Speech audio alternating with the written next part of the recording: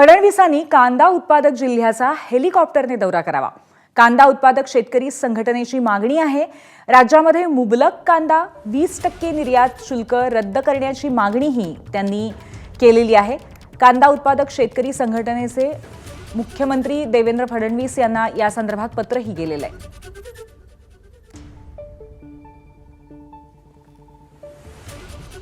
निर्यात शुल्क लागू करून ठेवलेले आहे, त्यामुळे कांद्याच्या वाढलेल्या आवकेत भाव घसरणीचा शेतकऱ्यांना मोठं नुकसान सहन करावं लागत आहे।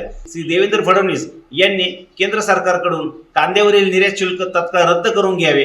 त्यासाठी खातरजमा म्हणून जर सरकारला काही शंका असेल की राज्यामध्ये कांदा कमी आहे की किंवा काय, याची खातरजमा करण्यासाठी महाराष्ट्राच्या मुख्यमंत्र्यांनी देवेंद्र फडणवीस यांनी स्वतः राज्याचा हेलिकॉप्टरद्वारे दौरा करावा। आणि त्याही पलीकडे आम्ही अशी मागणी करतोय की कांद्याचं निर्यात शुल्क रद्द करून कांद्याचे निर्यात जास्तीत जास्त होण्यासाठी कांद्याच्या निर्यातीवर अनुदान देण्याची आता वेळ आलेली आहे, अशी मागणी आम्ही महाराष्ट्र राज्य कांदा उत्पादक शेतकरी संघटनेकडून करत आहोत। एबीपी माझा, उघडा डोळे बघा नीट।